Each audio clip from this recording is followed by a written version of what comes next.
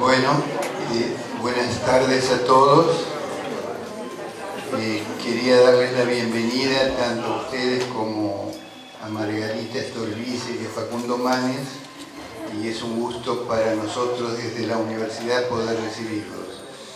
Mi nombre es Eduardo Said, soy el decano de la Facultad de Psicología y Ciencias Sociales, y me pidió en esta ocasión el doctor Gastón O'Donnell, que es el rector de la universidad, si podía acompañar en esta presentación. Para nosotros es un aspecto muy especial poder ser parte de esta convocatoria, que tiene un ciclo extendido, creo que es el número 14, el encuentro número 14, bajo un título amplio y convocante como es Argentina, Estado, Ética, Sociedad.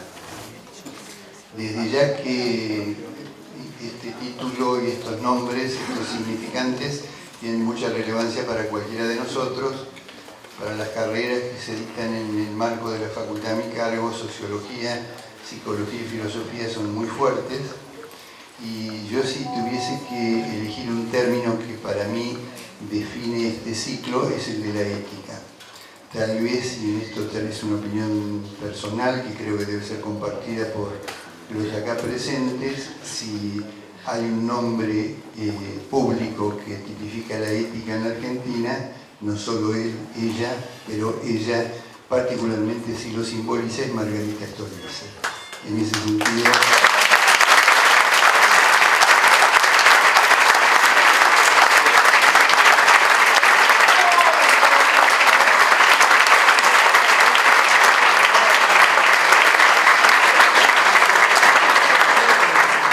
bueno, estoy por cederle el micrófono a Margarita, que va a coordinar esta actividad, y lo presento también a alguien que es muy conocido por todos ustedes, al doctor Facundo Manes,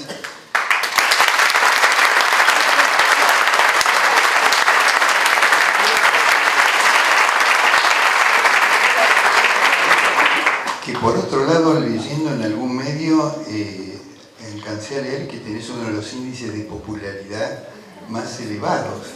Así que desde ya que, bueno, muy valorable la posición de Facundo en el campo de la investigación, y también en el marco de su posicionamiento en relación a la sociedad.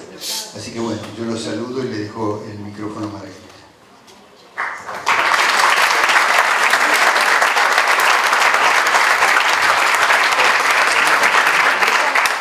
Bueno, buenas tardes. En la persona de Eduardo Said, decano de esta casa de estudios, vaya nuestro agradecimiento una vez más a la UCES y de manera particular al rector, a Gastón O'Donnell, con quien empezamos a pensar este ciclo el año pasado. Estamos cumpliendo nuestro segundo año, así que bienvenidos a esta nuestra última actividad de este año. Cuando nosotros pensamos este ciclo fue en un contexto sobre el que me va a encantar hablar con Facundo, que era un contexto de grieta muy fuerte en la Argentina, y nos pareció que este era un buen ámbito para reflexionar desde un espacio que podríamos llamar de no grieta, ¿no? Y el año pasado entonces nuestro ciclo era reflexiones para superar confrontaciones estériles, así se llamaba.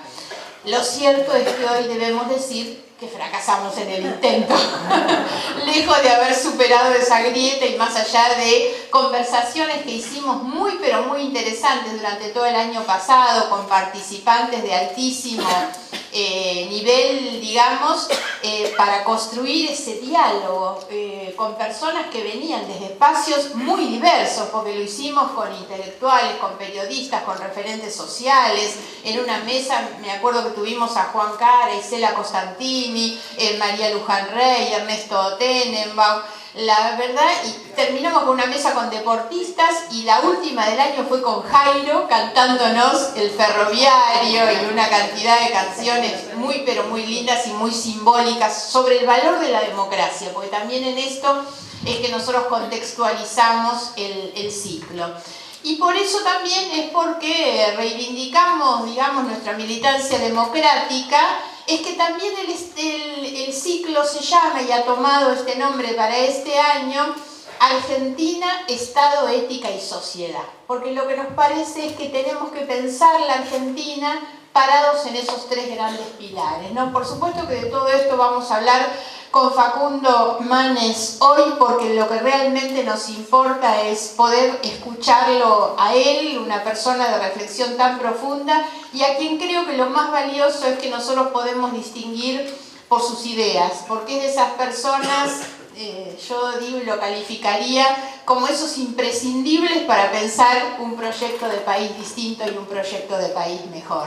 Siento que la Argentina necesita poder contar con personas como Facundo para poder discutir ese país, sobre todo que es no quedarnos con las urgencias de nuestro presente, sino tratar de aprovechar todas las coyunturas, aun cuando puedan ser mejores o peores, pero para encontrar, digamos, un camino que nos permita mirar el futuro de otra manera.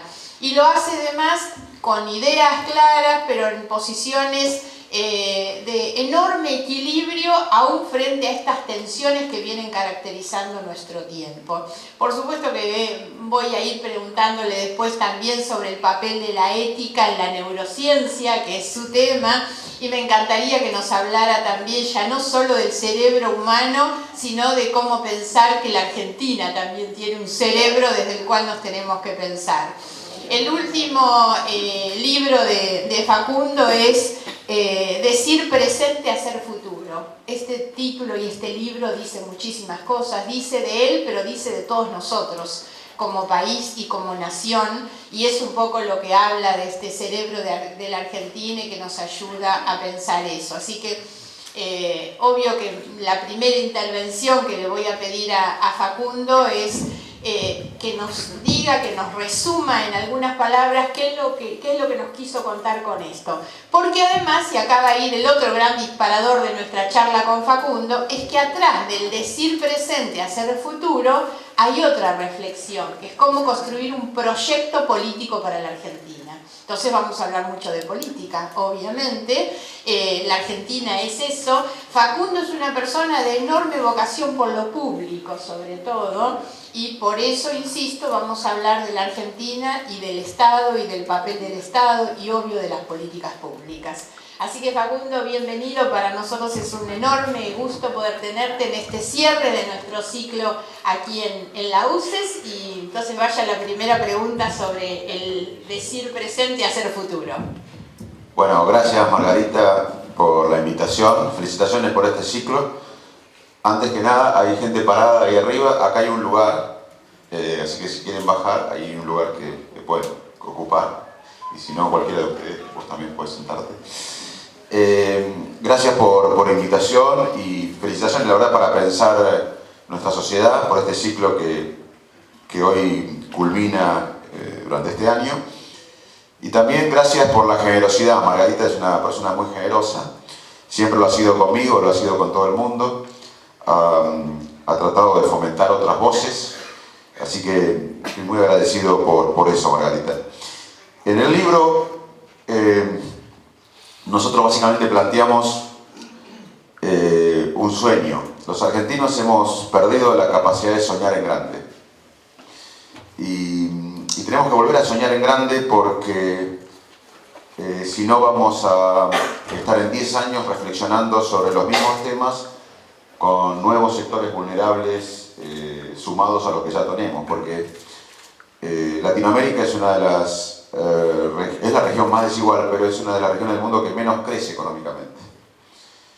Y por ejemplo Asia, que está creciendo y va a crecer estos años, lo hace porque entendió que ya los recursos naturales ni las materias primas, que son importantes para una economía, equiparan al trabajo mental. O sea, Asia tiene un fuerte hincapié en la educación, en la universidad, en la ciencia, en la tecnología, y bueno, los países o las regiones que entienden que el trabajo mental supera a las materias primas y a la industria primaria y a sus derivados, van a crecer. Y este libro es para eso, para volver a pensar en grande. Acá se pensó en grande, La ley 1420 fue algo en la que lo tenemos que inspirar, porque fue un proyecto de nación. La ley 1420 fue un proyecto educativo, obviamente, de hacer una escuela en cada ciudad, pero fue un proyecto de nación. No había una nación. Y Argentina en 1895 tuvo el ingreso per cápita más importante del mundo. Y fue porque se pensó un país décadas antes. Entonces nosotros, si no pensamos un proyecto a 10, 15 años, lamentablemente vamos a seguir emparchando como lo hacemos hasta ahora. Y acá hay un dilema que siempre aparece. Bueno, no podemos pensar a 10 años porque tenemos urgencias. Y hay que tener dos proyectos. Uno es de la coyuntura, urgente, eso no está mal. Pero otro a mediano y largo plazo, porque si no, no vamos a resolver la pobreza.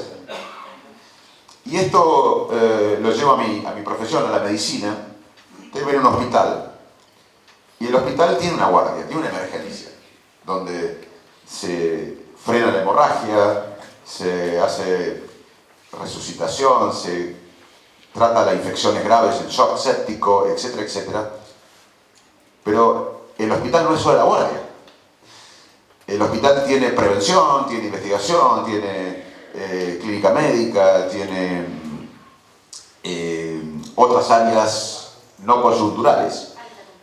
Exactamente. Y bueno, nosotros tenemos que tener un proyecto enfocado en la coyuntura, en la urgencia, eso está bien, pero además de eso tenemos que tener un proyecto a mediano y largo plazo, que hoy no lo tenemos. Entonces todas las decisiones están básicamente enfocadas a emparchar.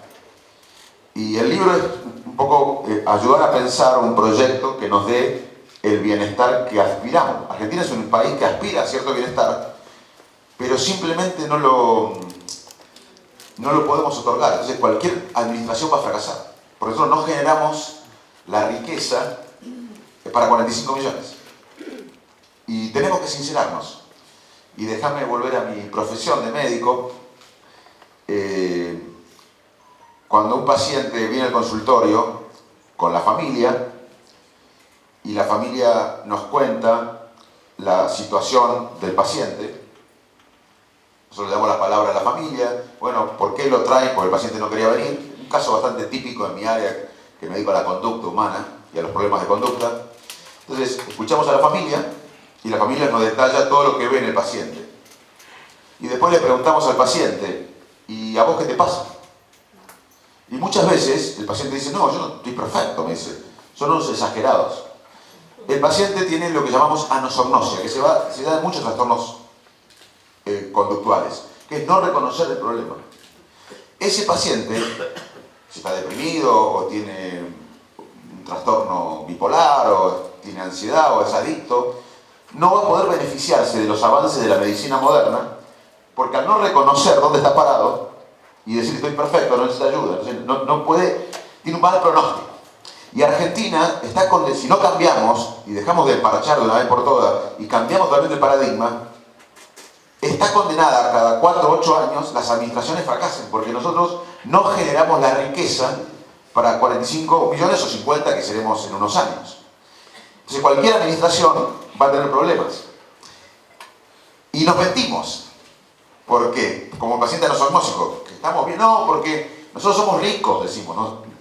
La mayoría de nosotros nos criamos pensando que somos ricos en recursos naturales. Somos muy importantes, ¿o no? Bueno, no somos tan ricos en recursos naturales per cápita. Somos el país 40 y pico, 47. O sea que es una mentira. No, pensamos que... ¿Por qué? Porque somos 45, 50 millones. Entonces, todos los recursos naturales que vemos, porque si, bueno, Facundo, pero yo voy al campo y hay recursos naturales, sí, pero somos 45 millones. Si fuéramos 3 millones, o menos, o 10 millones, tendríamos mayor recursos naturales per cápita, como la Australia. Australia tiene 4 veces más recursos naturales que nosotros, porque son menos habitantes. E igual, en el año 68, Australia, ya sabiendo que tenían 4 veces más recursos naturales que nosotros, tenía el doble de científicos. En el año 68, Australia ya tenía el ingreso per cápita que tenemos nosotros antes de todas estas devaluaciones. En el año 68, un año antes que yo nacía, yo tengo 50 años, de 50 años Australia ya tenía el ingreso per cápita que tenemos hoy nosotros, o antes de las devaluaciones de este año. Y ya tenían 4 veces más recursos naturales y ya tenían el doble de científicos, porque se daban cuenta que aún con muchos recursos naturales no podían darle bienestar a su población. Y acá seguimos pensando que somos ricos en recursos naturales y que por eso estamos condenados al éxito. No tenemos tantos recursos naturales y aunque estuviéramos en el lugar primero en recursos naturales, vamos a poner el ejemplo que somos el país número 1 en recursos naturales. Que no es así, somos 40 y pico. Bueno, hoy los recursos naturales no impactan tanto en la economía. Le voy a dar ejemplos. Indonesia y Tailandia exportan el 70% del caucho. El 70% del caucho del mundo lo exporta Indonesia y Tailandia. Y no tiene ningún impacto relevante en la economía del neumático. Ni Indonesia ni Tailandia tienen un impacto relevante en la economía del neumático, exportando el 70% del caucho. Costa de Marfil, Gabón y otro país africano exportan el 66% del grano de cacao. Un 6% de acá de Sudamérica lo exporta Ecuador. Y ninguno hace chocolate. Si fuera por los recursos naturales, Suiza sería un país pobre. Entonces, tenemos que cambiar nuestra mentalidad.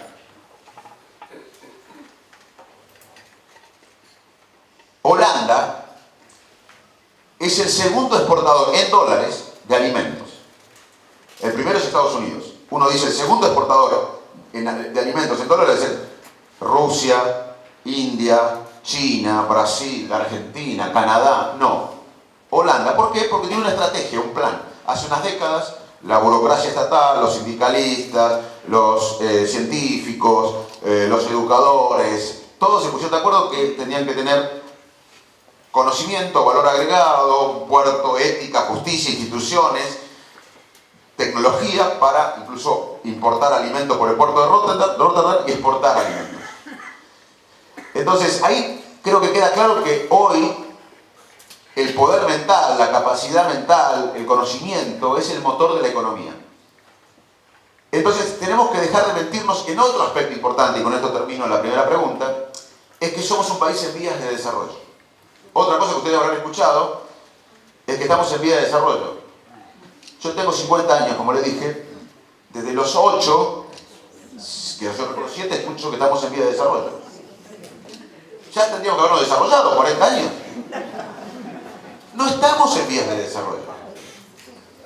Porque el principal factor de desarrollo de un país es el porcentaje del PBI invertido en investigación y desarrollo. Y Argentina, nosotros invertimos en investigación y desarrollo lo mismo que Gabón y Senegal. Y queremos vivir como en Francia. Tenemos un problema de expectativa. Queremos vivir como un país del primer mundo e invertimos en lo que hace desarrollado de esos países lo mismo que 2 países africanos que no están en vías de desarrollo como Gabón y Senegal. 0.5, 0.6 del PBI. En la década anterior se invirtió un poquito más, pero nunca Argentina, en la historia argentina, invirtió lo suficiente y en forma estratégica en investigación y desarrollo, nunca en la historia argentina, como para que eso impacte en el PBI. O sea que probamos de todo en este país. Probamos de todo, menos el camino al desarrollo. Y el libro trata de esto, que empecemos a discutir un camino al desarrollo, porque además si no, cada administración va a fracasar. Y termino de por qué sostengo que no estamos en desarrollo, no estamos en vías de desarrollo. Primero, porque no invertimos lo suficiente en investigación y desarrollo. Corea del Sur y a Israel invierten el 4% del PBI en investigación y desarrollo. Nosotros 0.5, o sea, tenemos que invertir casi 10 veces más. China, que es la principal guerra con Estados Unidos, que es por la tecnología, por la innovación, está invirtiendo alrededor del 2.2 del PBI.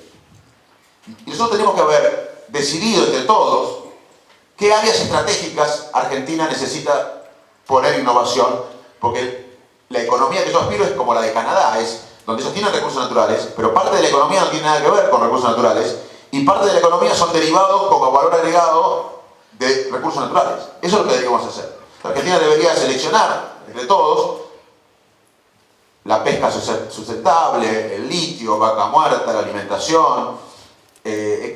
Podemos decir un debate nacional de qué áreas estratégicas tenemos para poner el valor agregado e invertir estratégicamente. Y además tenemos que hacer instituciones que conecten al mundo científico que genera la idea con el mundo empresarial. No le podemos pedir al empresario que sean científicos, ni a los científicos que sean empresarios. Pero los países como Alemania, Inglaterra, Corea del Sur, Israel, Australia, tienen instituciones, que acá sería el equivalente al INTA, al INTI, pero son instituciones con mucho apoyo, modernas, que unen el mundo académico, donde se originan las ideas, y esas ideas las hacen un éxito económico. Eso realmente no existe en Argentina. Entonces, por eso sostengo que no estamos en vía de desarrollo, porque no invertimos lo suficiente, no invertimos estratégicamente y no tenemos las instituciones que conectan esto. Y en vez de discutir estos temas, estamos discutiendo siempre el pasado de los argentinos. Nosotros estamos obsesionados con el pasado y tenemos de alguna manera que obsesionarnos con el presente y el futuro.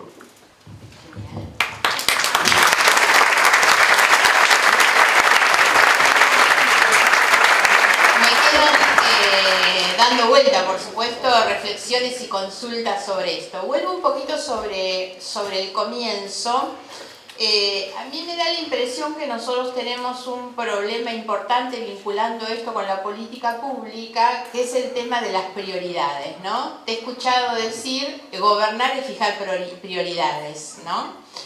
Y entonces acá haría una consulta, un poco vos adelantaste en esto, ¿cómo se define la prioridad y cuál es la prioridad, ¿no? Sobre todo cuando tenemos situaciones de urgencia o de emergencia que resolver, pero al mismo tiempo taparle esa emergencia o esa urgencia puede aparecer como incompatible con la apertura de un camino, ¿no? O sea, la prioridad es atender el presente o apuntar al futuro. Yo sigo pensando que no hay incompatibilidad entre ambas cosas y entonces por ahí, digamos, te voy a pedir alguna reflexión. Y después otra que me parece interesante también sobre lo que vos planteás. Digamos, somos un país que ni siquiera estamos en vías de desarrollo, no tenemos los recursos que creemos que tenemos, al menos en términos de lo que corresponde per cápita, y entonces yo creo que aquí lo que debemos reconocer es un conflicto central, que es la desigual distribución o acceso a esos recursos. Porque el problema no es solamente que los recursos no alcanzan para los 40 millones que somos, sino la diferencia que existe entre aquellos que acceden y los que no acceden, o el porcentaje que se queda en los pequeños grupos. Esto es un problema de la Argentina, de la región, digamos, de América Latina y del mundo, pero aún teniendo en cuenta que América Latina es el continente más desigual del planeta, ¿no? Acá va obviamente otra reflexión, ¿el problema es la pobreza o el problema es la desigualdad? Y me parece que necesitamos reconocer esto también cuando hablamos de un proyecto de país. Y el proyecto de país tiene que implicar un proyecto distributivo, de acceso diferente a esos recursos que tenemos. Me anticipo a tu respuesta y creo también en esa. La educación, el acceso al conocimiento, como vos llamás, es sin ninguna duda la herramienta para apuntar a ese problema de la desigualdad. Ahora, ¿cómo hacemos también, sobre todo en el acceso a la tecnología, a los avances de la tecnología, al conocimiento también, para no caer en el riesgo de una concepción demasiado elitista sobre esta idea? Y cómo hacer para que el acceso al conocimiento nos permita entender eso para resolver los problemas de la brecha y no para agrandarla, ¿no? Bueno, me quedaron un poco como todas estas ideas entremezcladas. No, muy importante. Yo creo, empezando por la segunda reflexión tuya, la segunda pregunta, que es un problema de capitalismo moderno. Como ha fracasado el comunismo, el capitalismo ha fracasado en la desigualdad. Si bien Latinoamérica es la región más desigual del planeta, el capitalismo moderno ha producido uno de los efectos adversos del capitalismo moderno, de la desigualdad que ha producido. Una sola cosa para meter y darte bien. Estamos viendo, sobre todo, pero lo que no podemos es desentenderlo de una conflictividad que estamos viendo a nivel regional, que es un poco la explosión de ese conflicto de la desigualdad. Lo que ha pasado desde Ecuador, Chile sobre todo, un país que hemos tomado como modelo muchas veces, el problema es la desigualdad. Entonces estas cuestiones terminan explotando por algún lado. Yo particularmente creo que Uruguay y Argentina resuelven o canalizan la conflictividad con la elección. que genera como una expectativa distinta, ¿no? Pero en definitiva hay un germen muy complejo, muy peligroso, ¿no? Que es el de la desigualdad. Bueno, si uno ve históricamente, ha fracasado el fascismo, ha fracasado el comunismo, y ahora estamos viendo dificultades en el capitalismo. Y una de las dificultades del capitalismo es la desigualdad, porque también la desigualdad, si bien vemos en los vecinos que hay mucha conflictividad, en Europa también, los chalecos amarillos en Francia, la desigualdad de otros países europeos, incluso del primer mundo, es mayor. Entonces necesitamos reconsiderar el paradigma económico, porque los economistas se basan muchas veces, o escuela de economistas, en el crecimiento económico per se. Y el crecimiento económico per se, sin inversión en desarrollo humano, genera desigualdad. O sea, aunque un país crezca en las tablas, si no hay inversión, repito, en nutrición, en educación, en salud, la salud tenemos que dejar de verla solamente como la lucha contra las enfermedades. Que una parte de la salud pública y la salud es enfrentar la enfermedad. Pero la salud es de una importancia tremenda para el desarrollo económico. Si las personas, si cualquiera de ustedes no tendrían buena salud, no podrían producir, no podrían generar actividad económica. Y un país es lo mismo. Entonces, la nutrición, la salud, la educación, la investigación y el desarrollo, todo eso requiere un concepto económico diferente, que es apuntar al crecimiento, pero con desarrollo, con inversión en desarrollo humano. Lo que ha pasado, en mi opinión, que el capitalismo moderno se ha concentrado demasiado en el crecimiento económico sin inversión en el desarrollo humano. Entonces tenemos que reconsiderar el paradigma del capitalismo y bueno, vamos a crecer, pero el crecimiento sin inversión en el desarrollo humano genera desigualdad, que es lo que pasó en muchos países. Y la primera pregunta era, las prioridades. Yo creo que nosotros tenemos que ver a la Argentina, nosotros tendemos acá a enfocarnos en un tema particular, en una problemática. Para mí, como médico también, somos un sistema. Si alguien viene con un problema de dolor de cabeza, quizás repercute en otra parte del sistema. Y nosotros tenemos un problema de sistema, que hay que cambiar el sistema. Argentina así es inviable en el sentido que todo el mundo va a fracasar, porque nosotros no generamos la riqueza suficiente para 45 millones. Entonces tenemos que cambiar el paradigma. ¿En qué sentido? En que si nosotros tenemos una economía, como tenemos ahora, basada en exportar materias primas, que no está mal, no es campo versus industria, o industria versus servicios, o servicios versus campo, es campo, industria, servicio, pero a eso agregarle conocimiento. Porque campo no alcanza solamente, exportación de materias primas o derivados no alcanza. Sumado exportación de insumos básicos, acero, petroquímica, siderúrgica, está muy bien, pero no alcanza. Y exportación de insumos básicos más campo tampoco alcanza. Y servicios más campo más industria tampoco alcanza. Tenemos que sumar todo, no es una cosa versus las otras, y agregarle valor agregado, conocimiento, innovación permanente. Tenemos un país de innovación permanente.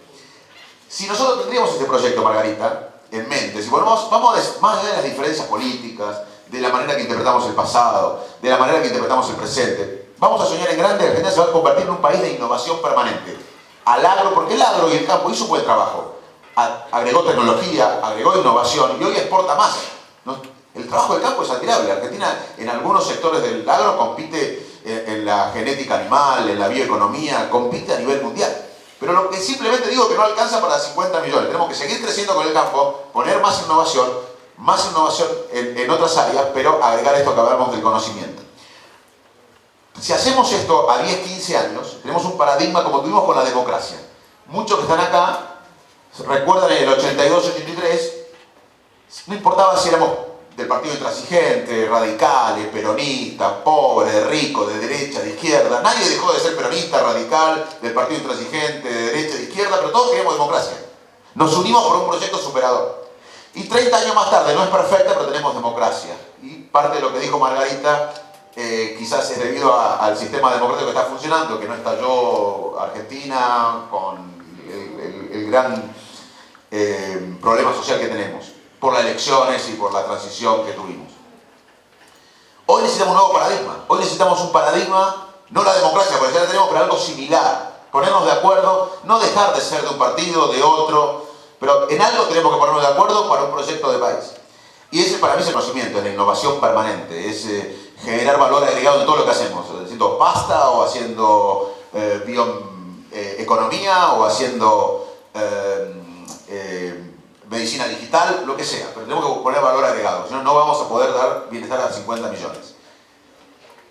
Si nosotros estamos de acuerdo en este marco, como tuvimos con la democracia, y si lo podemos transmitir bien a la sociedad presiona por esto, después las partes se arreglan. ¿Por qué? Porque nosotros decimos, bueno, vamos a duplicar el PBI argentino, porque todos los que están acá, imagino, son gente informada y hablan con todo el mundo. Quiero que me cuenten cómo vamos a duplicar el PBI. Bueno, la única manera que yo veo para duplicar el PBI es invertir en valor agregado en un proyecto estratégico que lleva tiempo.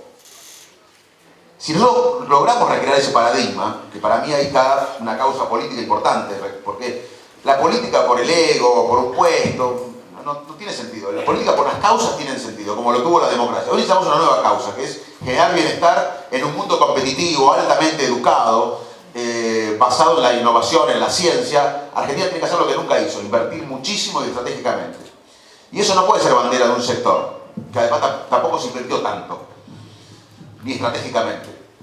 Entonces tiene que ser la bandera de todos. Si logramos tener ese sueño colectivo, y si la sociedad presiona por eso como presionó por la democracia, porque la democracia no la tenemos por un dirigente iluminado, si bien tuvimos algunos dirigentes muy buenos que la representaron, y en particular Raúl Alfonsín.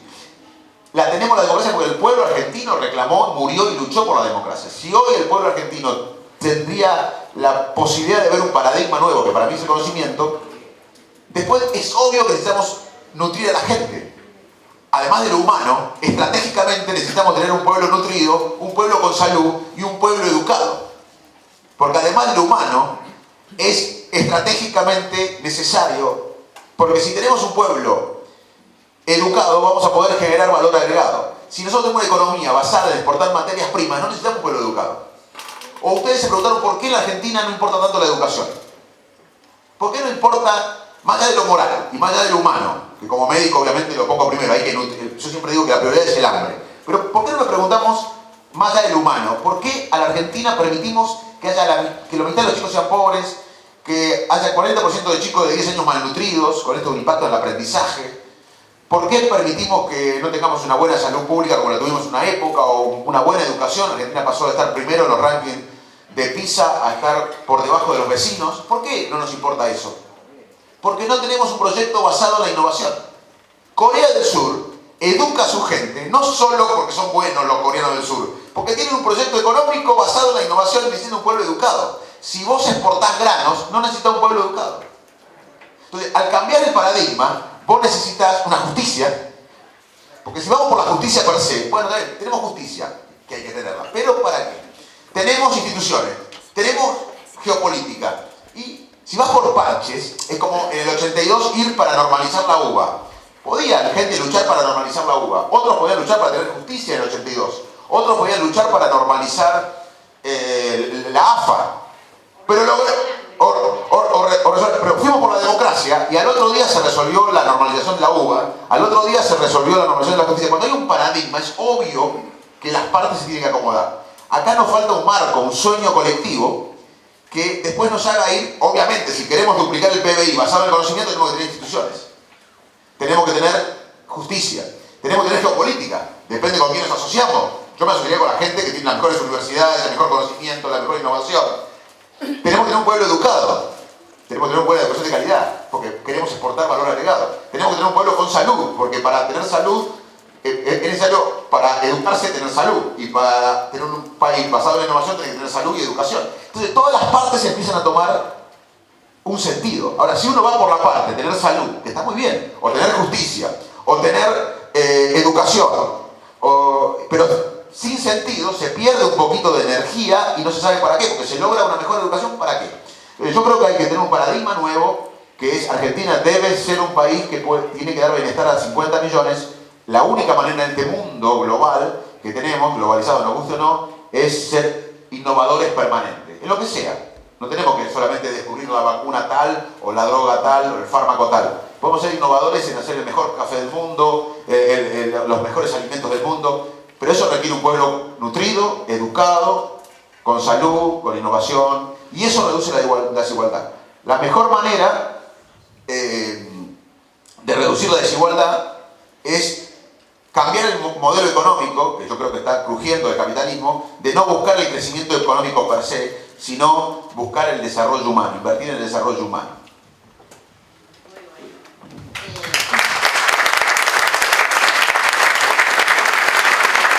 Otra vez me saltan muchísimas cosas, ¿no? Creo que, y además lo que me gusta es que nos vamos metiendo en el terreno de la política también. De la mano de la crisis del capitalismo entramos en la crisis de la democracia. Y además lo digo desde la política también, ¿no? Desde la responsabilidad que siento por esa crisis de la democracia, que está muy vinculada con una democracia que se ha vuelto para el ciudadano común ineficaz. Ya perdimos aquella épica, una pregunta va a ser si tenemos que reconstruir otra épica como la del 83, pero digamos que ya no tenemos ni aquella épica de que la democracia se cura, se come y se educa, ¿no? Llevamos más de 35 años de democracia y tenemos hoy más pobres de los que teníamos cuando recuperamos la democracia, y sinceramente hay una crisis muy fuerte. La crisis tiene que ver en gran medida con la ineficacia de una democracia para resolver esos problemas centrales, pero tiene que ver sobre todo con una crisis de representación muy grande. ¿Quiénes son los actores de la democracia? Hay una crisis muy fuerte vinculada con el sistema electoral y con el sistema de representación, ¿no? A mí me viene pareciendo desde hace muchas elecciones que el ciudadano común, además de que vemos un nivel de pérdida de credibilidad muy grande, ¿no?, en los actores de la política, hay gente que va y vota y ni siquiera cree en aquellos a los que está votando. O sea, no cree que aquel al que vota efectivamente le va a cambiar su vida, ¿no? Quiero tomar un concepto que te he escuchado mucho, que es la idea de bien común, ¿no? Porque la democracia tiene que volver a eso. Lamentablemente la democracia está vinculada con la política, y la política muchas veces está más vinculada con satisfacer intereses de bolsillo personal que con el bien común, ¿no? Entonces quisiera, digamos, que pudieras conversar un poco sobre el tema del bien común. Ahora, en esto hay algo que mencionaste y que me parece central, que es pensar en pactos y en acuerdos, ¿no? El pacto parece no tener muy buena prensa a veces, ¿no? En la Argentina uno habla de pacto y parece que el pacto encierra algo malo. Obvio que cuando hablamos de pactos sobre la mesa, del pacto transparente, el que se hace de cara a la sociedad, con esa agenda de prioridades de la que hablábamos antes. Ahora, acá va también otra pregunta, que es los distintos roles que hay en esto, ¿no? En la búsqueda del bien común, todos estos paradigmas de los que vos hablas. El rol del Estado, obviamente, por eso digo, hablamos de políticas públicas, cuál es el rol del Estado, pero cuál es también el rol del sector privado, el rol de las organizaciones sociales. Hoy esa crisis de representación que vemos termina canalizando muchas veces a través de nuevos movimientos sociales, de organizaciones sociales que terminan llevándose más que nada la representación. Hoy en muchos jóvenes, digamos, se sienten a veces más interpelados o más convocados por organizaciones sociales que por la propia política, ¿no? La política termina siendo expulsiva. Y en el medio de todo esto, otra cuestión que me parece central, porque vos mencionaste recién a Alfonsín y la épica del 83, y bueno, ¿cómo hacemos para reconstruir otra épica? Pero ¿de la mano de quién? Porque lamentablemente también hay que personalizar las buenas ideas, y entonces necesitamos involucrarnos, y creo que la Argentina también necesita como nuevos liderazgos que vayan asumiendo esos roles también, ¿no? Bueno, Una más y te la tiro acá, porque mencionaste algo que me hizo acordar a una frase de Pablo Hapkin que me gustó, cuando Pablo nos dice hay que coaligar causas. Y coaligar causas habla de algo muy interesante, que es coaligar entre quienes piensan diferente, ¿eh? Y ahí es donde creo que tenemos que volver a reivindicar el valor y la riqueza que tiene lo diverso. Entender que si me junto con alguien que no piensa igual que yo en todo, me estoy enriqueciendo. Acá se instaló la idea, muchas veces en los gobernantes, que conversar con alguien que piensa distinto es un síntoma de debilidad, ¿no? Y no es así. Y me gustó este concepto de Pablo, coaligar causas. Podemos pensar diferente, podemos venir de historias diferentes, pero unámonos en las causas, ¿no? Bueno, nuestra fortaleza está en la diversidad. Es un error pensar que la fortaleza está en el pensamiento homogéneo. Varios puntos. Yo creo que en Argentina hay un déficit profundo de empatía. Si uno me dice, ¿qué pasa en Argentina? La empatía es la habilidad que tenemos los seres humanos de imaginar que el otro piensa diferente a uno. Por ejemplo, el otro día yo estaba el 9 de julio, fui a dar una charla y estaba hablando de cómo el cerebro evolucionó, de la evolución. Y había un cura, el cura del pueblo estaba en la primera fila. Y el cura, si fue a la charla, porque yo le caía bien. Pero en esa parte yo estaba dando clase, no va a coincidir, porque sus creencias, me parece... nunca hablé de este tema con el cura, pero yo tenía la empatía de decir, bueno, yo estoy hablando de la evolución, cómo el cerebro adquirió el lenguaje y demás, pero hay una persona que me parece que no cree en la evolución o sus creencias, eso es empatía, es que el otro tiene creencias diferentes a las de uno. O sea, es una empatía cognitiva, es imaginar que el otro tiene creencias diferentes a las de uno y aceptarlo y bancársela. Y la otra es una empatía emocional, que yo puedo sentir la emoción del otro, el dolor del otro, la alegría del otro. Eso nos falta en la Argentina. Estamos encerrados cada vez más en nuestros esquemas mentales, en nuestros sesgos. Entonces, ¿qué hacemos? Nos juntamos con la gente que piensa igual que nosotros. Vemos los programas de televisión que critican al que odiamos. Leemos los periodistas que dicen lo que queremos que digan. Y no salimos de nuestro sesgo.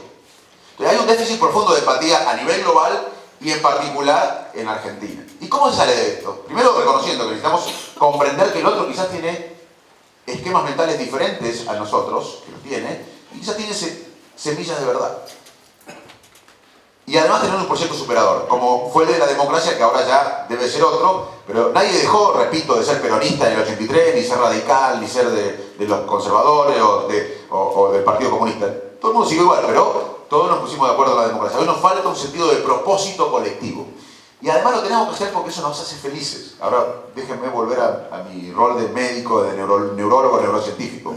Una de las cosas que nos da felicidad a los seres humanos es tener un propósito, un sentido de propósito en la vida. Que exceda los intereses propios. O sea, si uno quiere realmente ser feliz, una de las cosas que tiene que hacer es tener un sentido de propósito que exceda los intereses personales. Cambiar la comunidad, luchar por los vulnerables en África, lo que sea, pero tienes un sentido de propósito que nos exceda a uno. Y en la Argentina debemos recuperar el sentido de propósito colectivo. Y eso requiere ceder. Es algo que tampoco hacemos los argentinos. Porque para hacer un proyecto colectivo uno tiene que ceder. Tiene que entender los esquemas mentales de los otros y tiene que ceder. Y además, como pasa que estamos en un país que está involucionando. Argentina es uno de los pocos países del mundo que sin guerra civil involuciona. No hay muchos países. La ciudad de La Plata fue la primera ciudad con electricidad en América del Sur. En 1930 Argentina tenía el 32% de los teléfonos de América del Sur. O sea, el ferrocarril argentino tenía 45.000 kilómetros. O sea, es un país que el futuro casi está en el pasado. Acá los presidentes argentinos priorizaban más la educación que el poder. Cuando asume Roca, se odiaba con Sarmiento y se odiaba con Avellaneda, y Avellaneda, expresidente, lo odiaba a Roca, y Sarmiento lo odiaba, expresidente lo odiaba a Roca, se odiaban entre los tres. Eso era familiar que expresidente se odien o presidente. Asume Roca y Roca lo llama a Sarmiento, que se odiaban mutuamente, y dice, quiero que dirija las escuelas. Y Sarmiento aceptó ser director nacional de escuelas. Y lo llama a Avellaneda y le dije, quiero que dirijas la universidad. Y Avellaneda elige ser, siendo expresidente, director de la universidad. Los expresidentes argentinos privilegiaban más la educación que el cargo. Expresidentes como directores de escuela o rectores de la universidad. Entonces, muchas veces Argentina, el futuro de Argentina está en el pasado.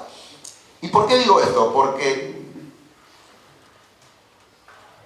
al no tener un propósito colectivo y al estar en decadencia, involucionando, podemos ver mucho más cifras que nos hacen involucionar. De hecho, Margarita dijo que tenemos más pobres que cuando llegó la democracia. Así que tenemos que sincerarnos, estamos involucionando sin guerra civil. Pocos países del mundo logran eso.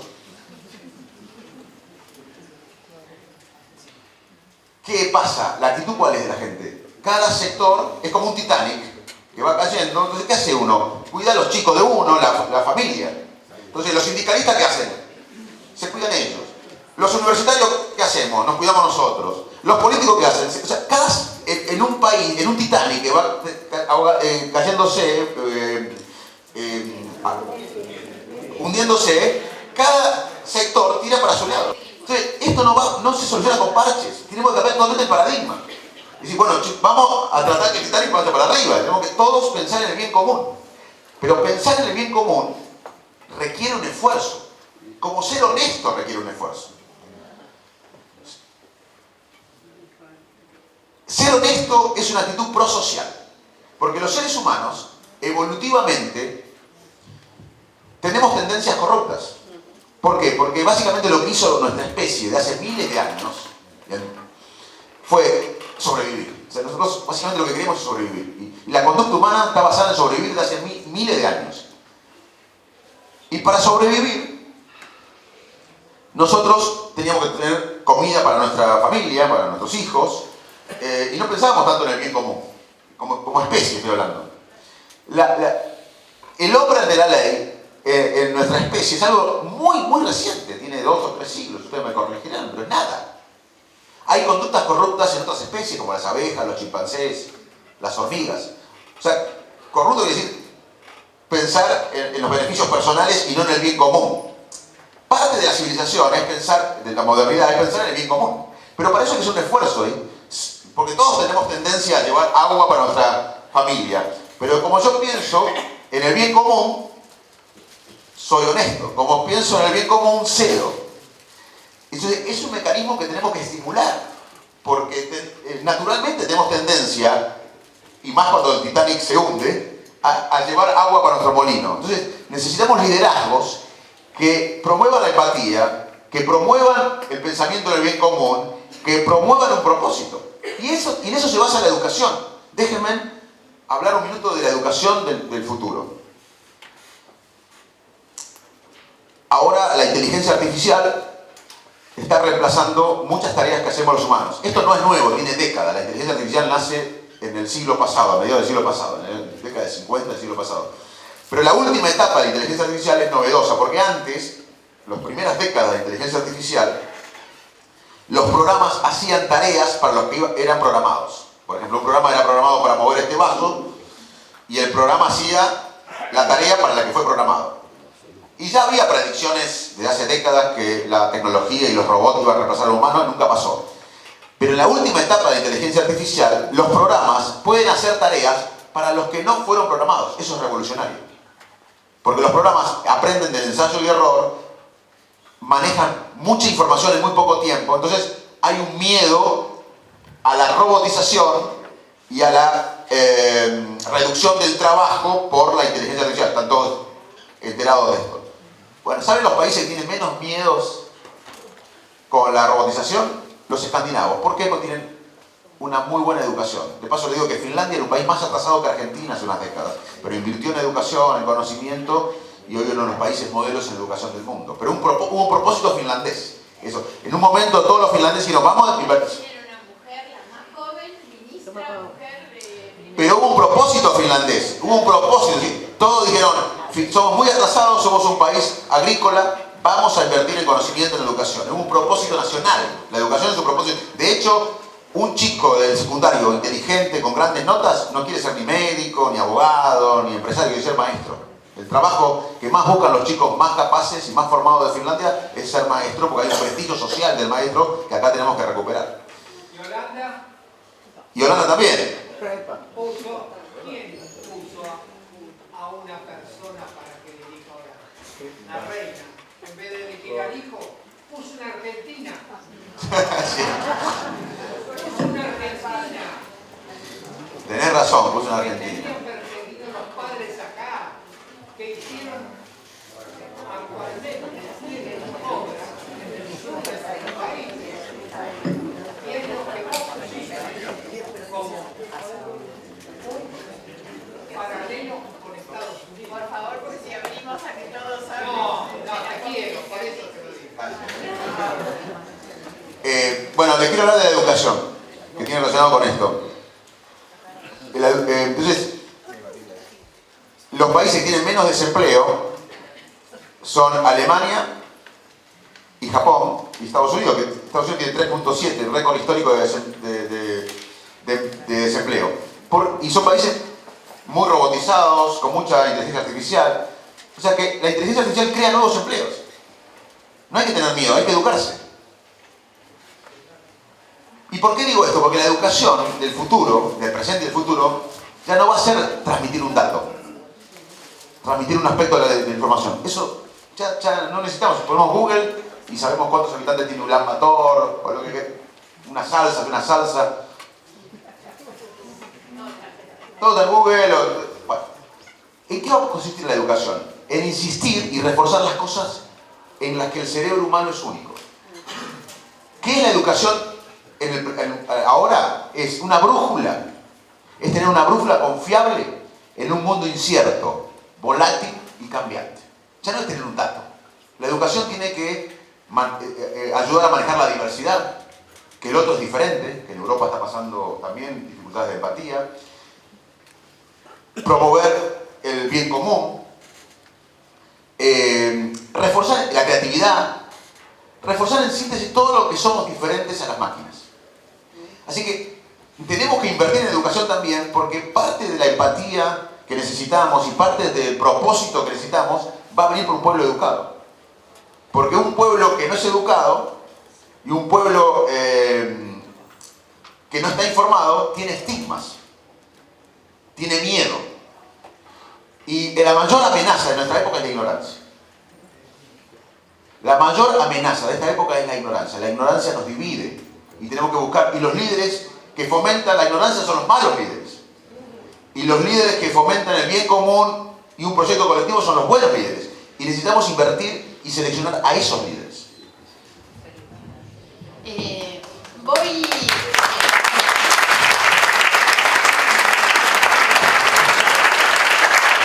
mirando hacia uno de los pilares que nosotros hemos puesto para todos estos debates, que es la ética, ¿no? Y que está íntimamente vinculada con esto que decís.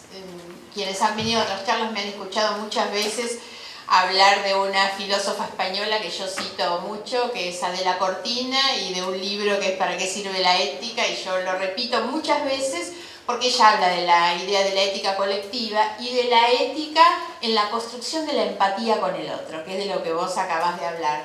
Sobre todo cuando lo que necesitamos es, primero que nada, reconocer al otro como alguien con quien vale la pena hablar y a quien vale la pena escuchar, ¿no?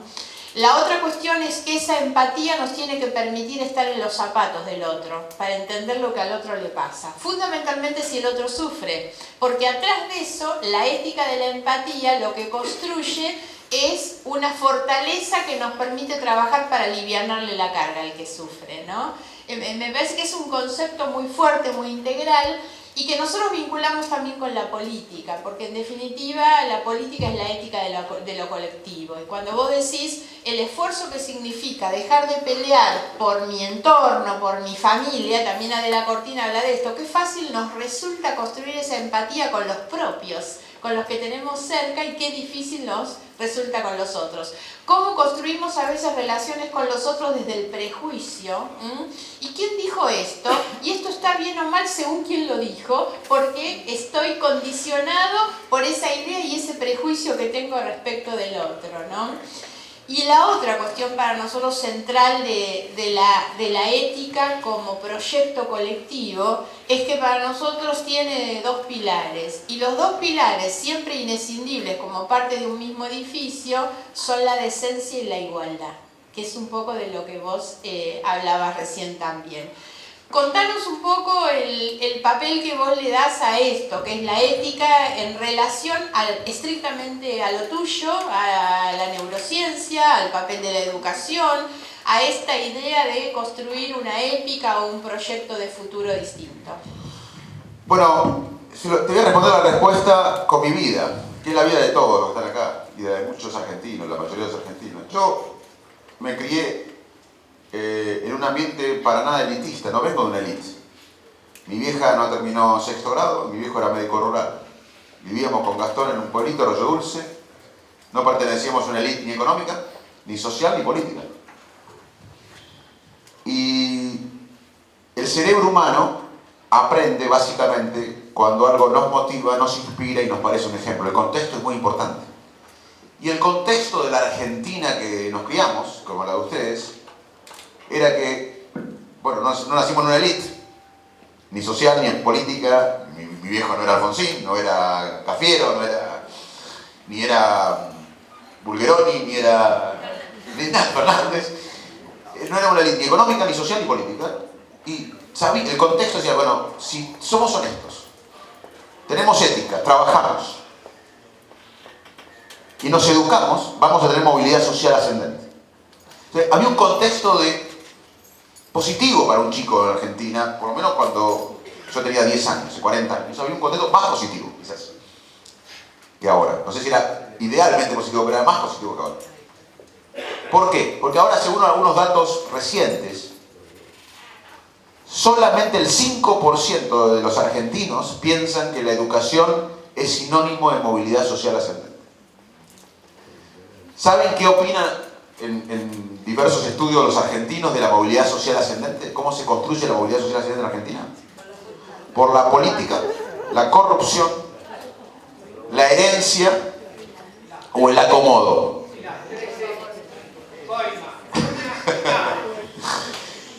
No tenemos futuro, aunque solucionemos la educación, la justicia, la salud, si no cambiamos el contexto. O sea, es un problema de... El cerebro humano aprende, cuando algo nos inspira, nos motiva y nos parece un ejemplo. Hoy el contexto argentino es malo. Que es un poco lo que hablo con mis amigos que son expertos. Reciclar los conceptos también, volver a nuevos conceptos y eso borrarlos del lugar. Totalmente. Gracias. Cuando hablo con los expertos en educación, mis amigos expertos en educación, digo, miren, aunque ustedes resuelvan, que hay que resolver, la calidad educativa en el aula, tienen dos problemas que tenemos que enfocarnos en forma más amplia. Uno es que no hay educabilidad en Argentina, porque para que el cerebro aprenda tiene que estar bien nutrido. Y hoy en Argentina, de 10 chicos, 4 tienen algún tipo de malnutrición. No solo malnutrición, sino anemia, déficit de vitamina. Entonces impacta en el aprendizaje. La mitad de los chicos viven en la pobreza. Vivir en la escasez provoca un impacto en el aprendizaje. O sea, no hay posibilidades de educabilidad óptimas en Argentina. Y además no hay un contexto, porque nadie quiere estudiar, porque estudiar no significa movilidad social como significaba hace décadas atrás. O sea, que si nosotros no cambiamos el paradigma, no hacemos un sueño colectivo nuevo, vamos a seguir emparchando y cualquier administración va a fracasar en dar bienestar a la población. Así que tenemos que otra vez generar un contexto donde garpar significa que la educación, ser honesto, trabajar duro y pensar en el bien común. Hoy en Argentina lo que garpa es la viveza criolla, el acomodo, la corrupción y el individualismo. Entonces tenemos que volver a cambiar. ¿Cómo se hace eso? Con ejemplos. A los seres humanos nos interesan mucho los ejemplos. Así que tenemos que buscar ejemplos y promover ejemplos de ética, de honestidad, de inspiración, porque si no, vamos a seguir atrapados en este contexto que nos consume los recursos mentales en una coyuntura tóxica. Yo creo que hoy leer los diarios en Argentina, mirar la televisión en Argentina es totalmente tóxico. Yo evito esto por mi salud mental. Porque aparte no me da ninguna solución para...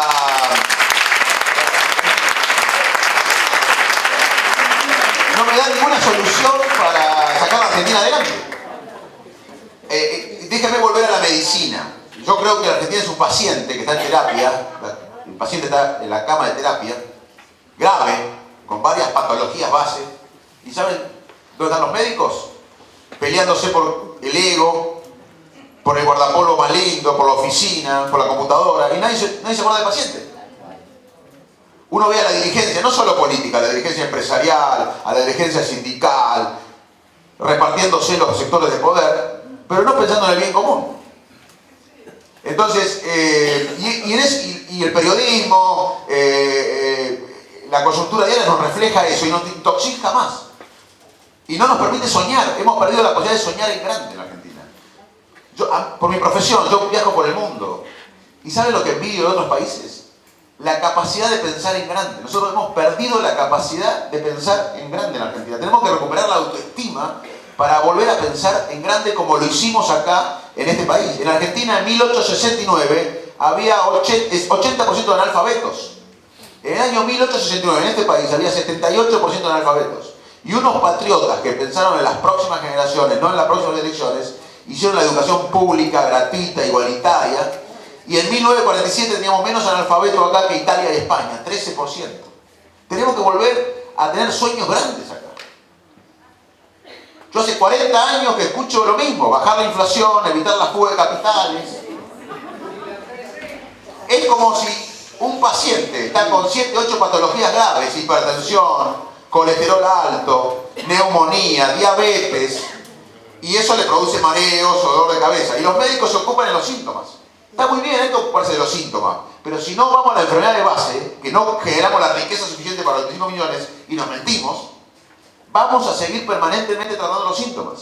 Hay que salir del contexto actual y empezar a tratar la enfermedad de base. Nosotros no generamos la riqueza suficiente para dar bienestar a nuestra población. Tenemos que dejar de mentirnos. Y eso nos requiere a todos. Y es un proceso colectivo. Y ¿saben qué? Muchos de nosotros no vamos a ver este país. Nos vamos a morir antes de ver erradicada la desigualdad, la pobreza, las villas de la Argentina. Pero por lo menos vamos a estar en el camino correcto. Nosotros tenemos que luchar. Hoy no estamos ni en el camino correcto. La desesperación que produce mucha gente que intuye esto, que ya no tiene los datos, es que hoy vemos un ambiente tóxico, mediocre, coyuntural, y además el tratamiento que estamos haciendo es sintomático. No estamos enfocando en la causa del problema.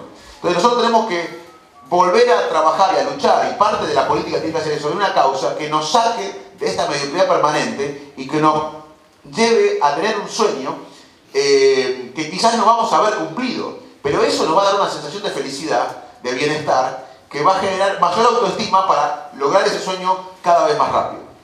Nos quedaríamos escuchándote mucho más, pero llevamos más de una hora larga conversando, así que te voy a dar el pie como para que puedas hacer un cierre, ¿no? Yo voy a insistir respecto de este último, en el sentido de que pensar en la generación de riqueza es acompañado con un proyecto de distributivo mucho más justo. Porque si no, el gran problema es que la generación de la riqueza se vuelve a pensar en la Argentina, donde los laburantes y los más pobres son los que siguen aportando para una riqueza que sigue quedando en manos de unos pocos. Muchas veces se habla en la Argentina de la crisis moral, y la crisis moral queda ubicada a veces en el terreno del honestismo, ¿no? Y a mí no me gusta esa idea tampoco. Cuando nosotros planteamos la ética no es el honestismo. La crisis moral más grave que vive la Argentina es cuando algunas personas creen que no tienen los mismos derechos que otras. Cuando algunas personas empiezan a bajar los brazos. Entonces yo creo que cuando nosotros planteamos esa idea de alcanzar una visión compartida de la Argentina, de pensar en el sueño colectivo, también hay que pensar en la gente que no se permite un sueño de largo plazo porque su pelea es la supervivencia de todos los días, porque no sabe si llega el día de mañana. Nosotros peleamos por la supervivencia generacional, ellos pelean por la diaria, ¿no? Y eso es hoy parte de la realidad de la Argentina. Entonces, ¿de qué manera construir esa épica y ese sueño colectivo integrando a todos los sectores? Porque si no, está la idea del comienzo, el riesgo que siento que tenemos es que el sueño colectivo no deje de ser un sueño de pocos. Entonces, ¿cómo hacemos para reconstruir? Y vuelvo a la política, y en esto obviamente que lo que busco es pincharte en la necesidad y en la búsqueda de nuevos liderazgos, porque lo que necesitamos es poder ser convocantes, referenciar, interpretar, arrastrar a mucha gente que está necesitando creer en alguien, creer en algo, ¿no? Necesitamos reconstruir una política que enamore, una nueva esperanza, más allá del proceso electoral en el que estamos y la idea de un nuevo gobierno, ¿no? Y un cierre más en esto. Todo lo que nosotros hemos descrito, yo diría que va bárbaro en una plataforma de la socialdemocracia, ¿no? Lo escribo en ese lugar, sobre todo porque hay un tema del que no hablamos, que es de qué manera estos proyectos excluyentes, expulsivos o desiguales generan violencia. No hablamos de la violencia, es un poco lo de la realidad regional también. Yo soy una convencida que las derechas son las que generan la violencia, por eso creo que hay que contextualizar esto en un proyecto o en una idea socialdemócrata. Ahora, llevo eso a la realidad actual de la Argentina. El contexto electoral nos ha dejado prácticamente dos grandes coaliciones políticas con una composición absolutamente diversa, ¿no?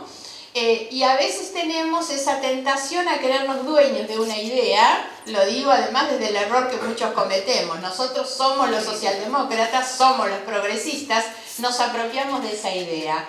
Hoy, en este marco de dos grandes coaliciones muy diversas, hay socialdemócratas en ambos.